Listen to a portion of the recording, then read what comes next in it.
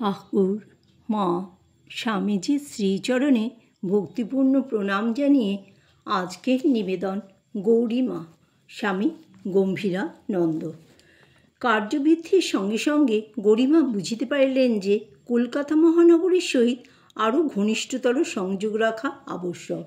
সেই অনুসারে 1318 বঙ্গাব্দের প্রথম ভাগে গোয়াবাগান লেনের একটি ভাড়া বাড়িতে আশ্রমের কার্য আরম্ভ হইল। সেখানে 10-12 জন কুমারী ও বিধবা বাস করিতেন এবং প্রায় 60 জন বালিকা নিত্য পড়িতে আসিত। কাজের প্রসার ও অন্যান্য কারণে আশ্রম অতঃপর বিভিন্ন সময় বিভিন্ন বাটিতে স্থানান্তরিত হয়, কিন্তু এভাবে কার্য দৃঢ়মূল হয় না জানিয়া গৌরীমা জমি সন্ধান করিতে থাকিলেন এবং অবশেষে 26 নং মহারানী হেমন্ত কুমারী স্ট্রিটে বর্তমান আশ্রমভূমির কিয়দংশ অর্থাৎ 4 কাঠা ক্রয় করিলেন।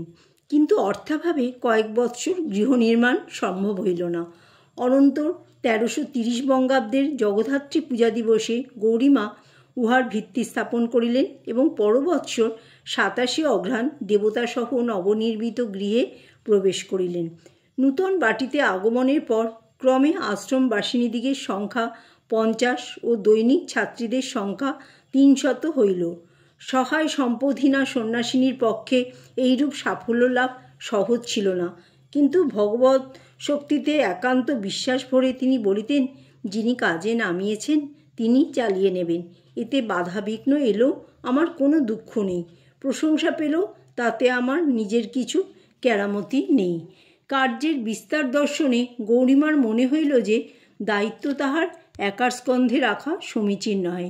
এই জন্য বিখ্যাত জননেতাদিগকে লইয়া একটি পরামর্শ সভা গঠিত হইল এবং শিক্ষিতা মহিলাদিগকে একটি মহিলা সমিতির অন্তর্ভুক্ত করা হইল। এছাড়াও কয়েকজন মহিলাকে লইয়া একটি কার্যনির্বাহক সমিতি এবং ব্রতধারিণী আশ্রম সেবিকাদের লইয়া মাতৃসংঘ গঠিত হইল। প্রতিষ্ঠাত্রী রূপে গৌরীমা আশ্রমের প্রধান পরিচালিকা ও মাতৃসংঘের সভানেত্রী হইলেন। প্রথম হইতেই তাহার বিশেষ চেষ্টা ছিল আশ্রম জীবনে যাহাতে প্রাচীন হিন্দু নারীর আদর্শ রূপ পরিগ্রহ করে। এই আশ্রমের শিক্ষা প্রণালীর বিশেষত্ব লক্ষ্য করিয়া হাইকোর্টের বিচারপতি স্যার মন্মথনাথ মুখোপাধ্যায় মহাশয় লিখিয়াছিলেন, পুরুষের এবং নারীর শিক্ষা যে একই আদর্শে একই পথে চলিতে পারে না, বিজাতীয় শিক্ষা যে হিন্দুর অতঃপুর বাসিনীগণের পক্ষে উপযোগী নহে, তাহা অনেকেই মর্মে অনুভব করিতে লাগিলেন। এইরূপ শিক্ষা যখন হিন্দুর কৃষ্টি এবং সংস্কৃতিকে প্রায় সম্পূর্ণরূপে আচ্ছন্ন করিয়া ফেলিতেছিল, এমনই সময়ে আসিলেন ঠাকুর শ্রী রামকৃষ্ণ, আসিলেন গৌরীমা।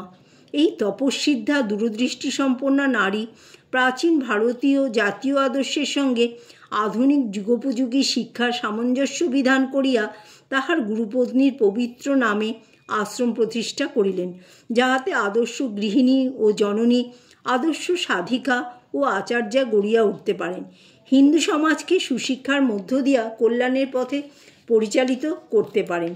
নিজের ভিতর অমৃত সঞ্চিত থাকিলেই মাত্র উহা বিতরণ করিতে অগ্রসর হওয়া শোভা পায়, নতুবা অন্ধকে পরিচালনের জন্য অন্ধের অগ্রসর হওয়ার ন্যায় সে প্রচেষ্টা প্রহসনে পর্যবসিত হয়। আমরা দেখিয়াছি যে গৌরীমা সাধনা বলে তাদৃশ্য কার্যের সম্পূর্ণ উপযুক্ত ছিলেন। এইরূপ গুরুত্বপূর্ণ কাজে ব্যাপৃত থাকাকালেও তাহার সে সাধনার বিরাম ছিল না। তখনও চলিয়াছিল নিয়মিত জপ, ধ্যান, পূজা। সঙ্গে সঙ্গে তাহার চরিত্রের মাধুর্য বিভিন্নভাবে প্রকটিত হইয়া জনগণকে চমৎকৃত করিতেছিল। দামোদরকে তিনি চেতন দেবতা ও চিরজীবনের প্রতি বলিয়া জানিতেন। একদিন তিনি সকল কার্য সমাপনান্তে দ্বিপ্রহরে শয়ন করিয়া আছেন, কিন্তু কেন যেন স্থির হইতে পারিতেছেন না। অকস্মাৎ বলিয়া উঠিলেন, ও মা, কর্তার যে দুধ খাওয়া অভ্যাস, দুধ খাওয়া তো আজ হয়নি, তাই কর্তার ঘুম আসছে না। অমনি দামোদরকে দুধ নিবেদন করিতে চলিলেন এবং ফিরিয়া আসিয়া বলিলেন, এই দুধটুকু খেয়ে ঘুম এলো। আরেক রাত্রে গৌরীমার শরীর তেমন সুস্থ না থাকায় রন্ধন হইল না। কিছু ফল মিষ্টান্ন দিয়া দামোদরের ভোগ হইল, কিন্তু দ্বিপ্রহরে রাত্রে দেখা গেল রন্ধনশালায় আগুন জ্বলিতেছে। গৌরীমা লুচি ভাজিতেছেন। জিজ্ঞাসা করিলে বলিলেন, এক ঘুমের পর কর্তা বললেন তার খিদে পেয়েছে, তাই এ ব্যবস্থা। ধীরে কপাট খুলিয়া জনৈকা আশ্রমবাসিনী দেখিলেন গৌরীমা দামোদরকে বুকে ধরিয়া চোখের জলে তাহাকে স্নান করাইতেছেন।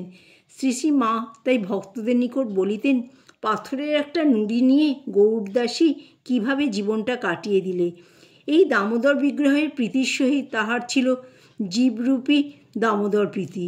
সে হৃদয়বত্তা তাহাকে আত্মহারা করিত। এক প্রত্যুষে গঙ্গা স্নান করতে গিয়া তিনি দেখিলেন একটি মেয়ে গঙ্গা স্রোতে ভাসিয়া চলিয়াছে, অথচ তীরের লোকগুলি কিছু না করিয়া বৃথা হায় হায় করিতেছে। গৌরীমা গর্জন করিয়া উঠিলেন, একটা মানুষ ডুবে যাচ্ছে আর মরদগুলো দাঁড়িয়ে দাঁড়িয়ে তামাশা দেখছে। বলার সঙ্গে সঙ্গে তিনি কোমরে আঁচল বাঁধিয়া গঙ্গায় নামিয়া পড়িলেন। হৃদয় আবেগে ভুলিয়া গেলেন যে তিনি সাঁতার জানেন না। যা হোক, অপরেরা তখন বালিকাটিকে উদ্ধার করিলেন। এক রাত্রে গৌরীমা আশ্রমবাসিনী দিগকে পুরাণের গল্প শুনাইতেছেন। এমন সময় অদূরবর্তী এক গৃহ হইতে নারীকণ্ঠের আর্তনাদ উত্থিত হওয়ায় তিনি একটি যষ্টি হস্তে লইয়া সেই নির্যাতিতার উদ্ধার সাধনে চলিলেন। আশ্রমবাসিনীরা তাহাকে এইভাবে পরগৃহে যাইতে নিষেধ করিলেও তিনি ক্ষান্ত হইলেন না। সেখানে গিয়া তিনি দেখিলেন যে তাহার অনুমান সত্য, একটি বধূকে নিগ্রহ করা হইতেছে। তিনি গৃহের কর্তৃপক্ষকে আইন আদালতের ভয় দেখাইয়া বধূটিকে উদ্ধার করিলেন এবং পুলিশের সাহায্যে তাহাকে তাহার পিতৃগৃহে রাখিয়া আসিলেন। পরে শ্বশুরগৃহের লোকেরা গৌরীমারই মধ্যস্থতায় ক্ষমা প্রার্থনা করিয়া বধূকে যখন পুনর্বার গৃহে আনিলেন, তখন তিনি তাহাদিগকে সাবধান করিয়া দিলেন, পরের মেয়েকে ঘরের লক্ষ্মী করে এনেছ, তাকেও নিজের মেয়ের মতোই আদর যত্ন করবে। গয়াধামে একবার কয়েকজন মহিলা যাত্রীকে গৃহে আবদ্ধ করিয়া পাণ্ডাগণ অর্থ আদায়ের চেষ্টা করিতেছে জানিয়া তিনি পুলিশের সাহায্যে কৌশলে তাহাদিগকে উদ্ধার করেন। জয় ঠাকুর, জয় মা, জয় স্বামীজি।